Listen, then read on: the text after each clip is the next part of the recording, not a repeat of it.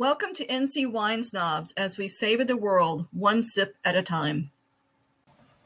In this episode of NC Wine Snobs, we took a trip to Grandfather Vineyard and Winery and enjoyed 2 flights of wine.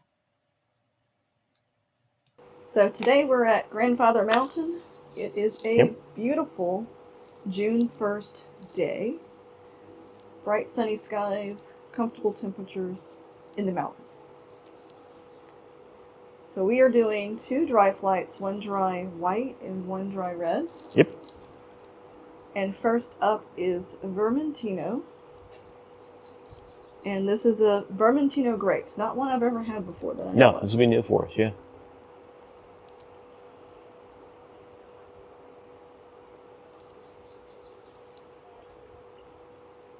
Not much on the nose.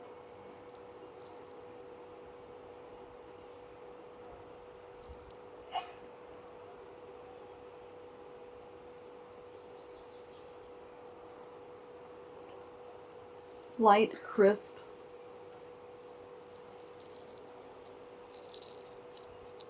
Almost kind of sweet on the nose. Maybe some like tart green apple, you know?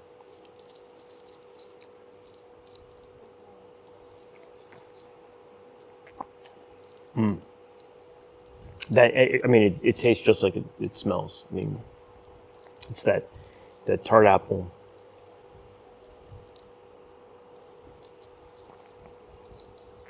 Not super dry. I mean, it's got a little bit of fruity sweetness to it that's really nice. Yeah, it's a light sweetness. It's not a syrupy sweetness. Don't confuse it with the sweet wine at all.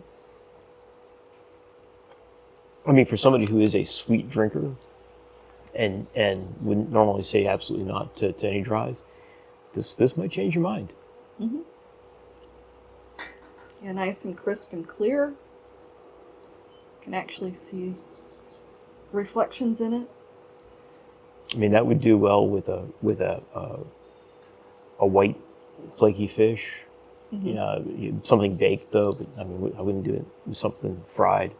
But it's also good enough that would stand up on its own. I mean, I could sit down and drink a glass of that quite easily. Yeah, I could see like a pastry with a seafood. Yeah. Oh yeah.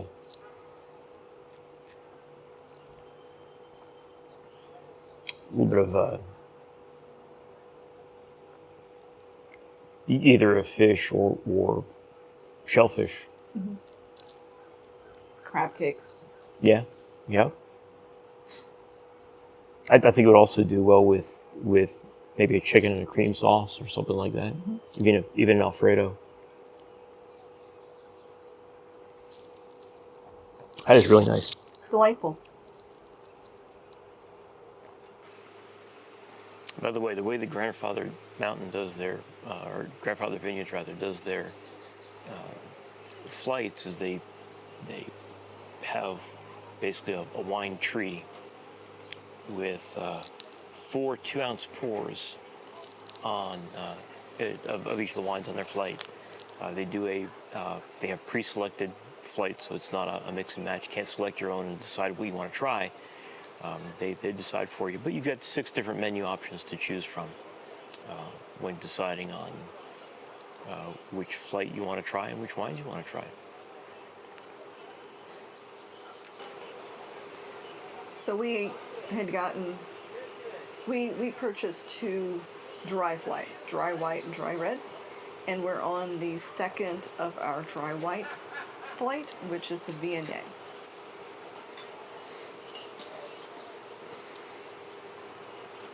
Nice crystal clear, light yellow color to it, kind of straw-like.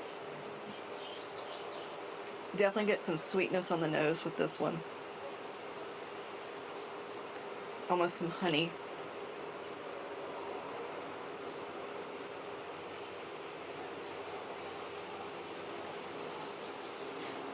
I almost get a little honey and apple in this one.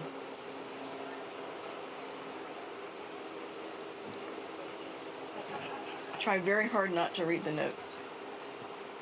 Just get the name. That's delightful.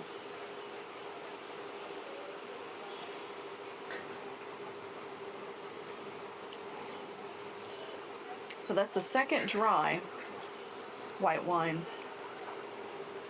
And I think that's another good transitional wine for someone who is more of a sweet wine drinker. I could see them potentially being okay with that one. Might even get a little bit like pineapple on the nose too.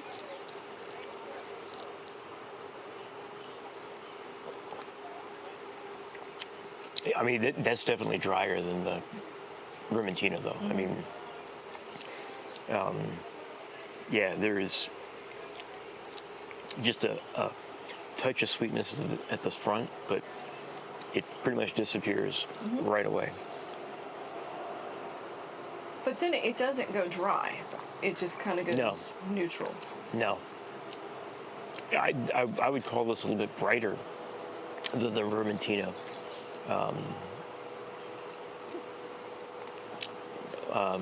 Get some grasses in there as well.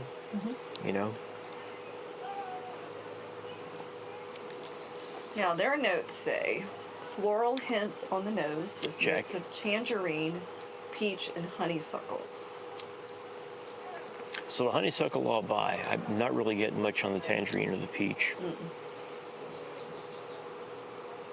And I could buy their pairings. They're suggesting shrimp scampi, pad thai, fruit salad. Yeah. This would hold up to anything that's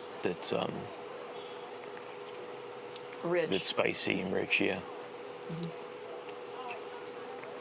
It would help cut butter. Fatty richness.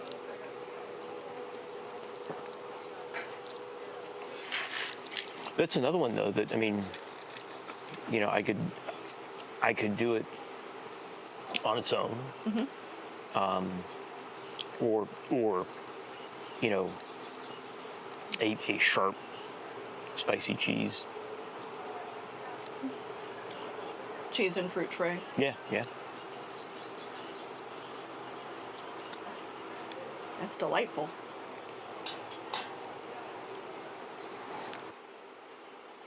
Our next white is the JD white. And what does JD stand for? I do not. Jack Daniels. Oh yeah, Jack Daniels. That's right. This is the white that is aged in Jack Daniels barrels. Yeah. Now when we went in and were looking at the offerings and so forth, you know, the Jack Daniels white kind of caught my eye, and this is the only flight that has that on it, and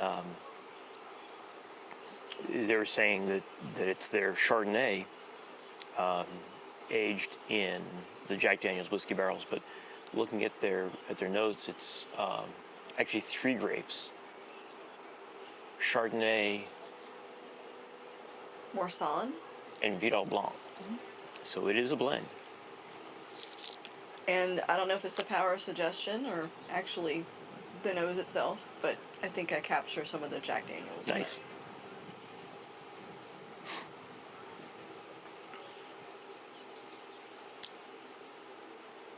Okay, my initial taste is I'm not a fan. But let me do it another taste or two to kind of cleanse the palate from the previous wine.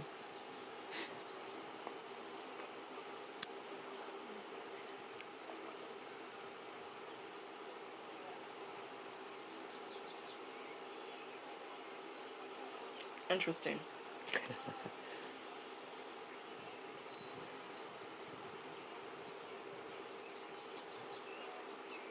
I have days where it's really hard for me to pick out the flavors.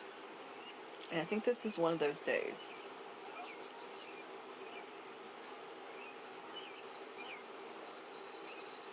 I'm going to let you give it a shot. I get a little caramel.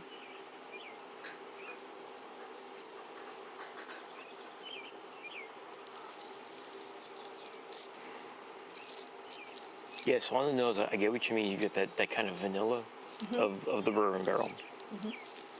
Maybe even that slight alcohol aroma. But you've also got the kind of floral, grassy notes that you would expect from a Chardonnay or other white. So I just stole a peek at the notes to see what they had to say. I'll keep it to myself for a moment here. So we're definitely getting drier. It's interesting that they've got this marked as kind of a medium dry. Well, yeah, okay, that makes sense. Yeah, they've got this marked as the driest of the three that we've tried so far, and I would agree with that. And a heavier body, which I would Yeah. buy that too, and lower acidity. So, yeah, it is. You can definitely get the influence of the whiskey in this wine. I don't know that it necessarily overpowers the other flavors, but I mean, you know, it's there. So may I tell you what's on the tasting card? Or do you? No, not yet. I mean, I want another sip. I definitely get the vanilla. I get some kind of tropical fruits as kind of an undernote. I'm still getting caramel. Yeah, okay. I'll believe caramel. Yeah.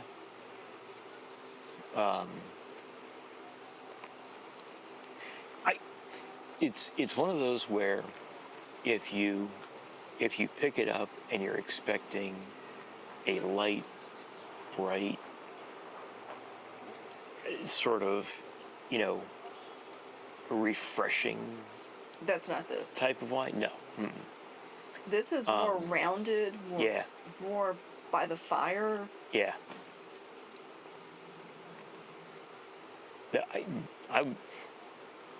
I'd be tempted to say this is a red drinker's white.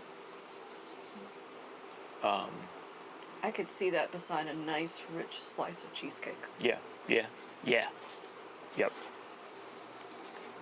Yeah, because the dryness of this would cut very, very nicely. They're all right, so saying give it to us. lobster, 4-cheese pasta, chocolate strawberries. Yeah, I could see all those. Yeah. Mm-hmm.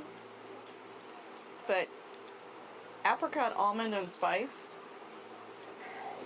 I'm not getting that. I'd have to think about it to get and might get a little bit of the apricot on the lingering finish. I mean, the almond might be sort of that caramel. Yeah. Amaretto kind of. That makes sense. Vibe. So I realize you weren't a fan at first sip, but now that you've had, I could enjoy a short glass of this. Yeah, this is a brandy snifter wine, not a Yes. hard to a glass. Yeah. Or eat it or drink it with food. Wine. It's not one that I would pour a glass after mowing the lawn. No, it does need something to go with it. I like it. I mean, that's a really good wine.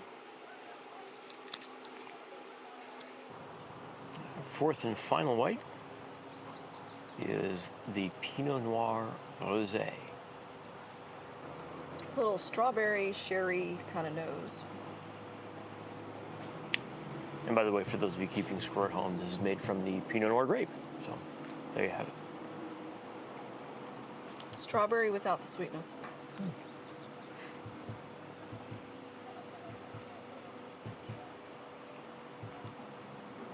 And I'm getting strawberry.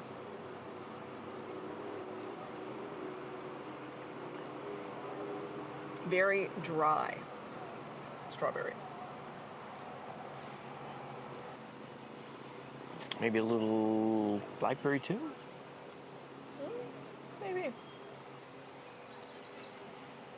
I'm cheating now. I'm looking at the notes.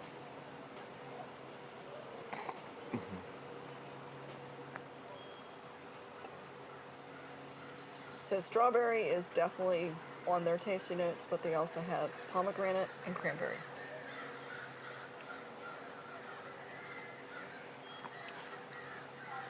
Yeah, I mean, there's a little bit of a tartness to it that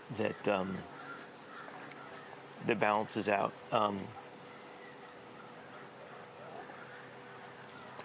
Not my favorite. This would not be mistaken for a fruit wine or a semi-sweet or anything at all. It is definitely dry. A lot of strawberry influence. Not a sipping wine or No. drinking wine. No, this needs food to go with it. This definitely needs, but you know, it's the kind of wine, it doesn't have the tannins of a red, but it could probably stand up to a lot of the same foods that a red would.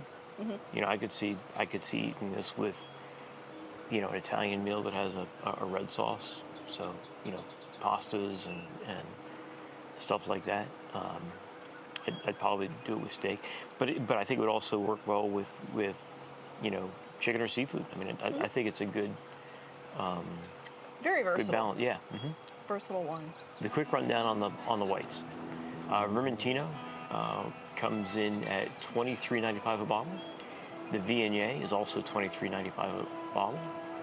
The Jack Daniel's white is the most expensive white on this flight at $35.95, and the Pinot Noir Rosé clocks in at $26.95 per bottle.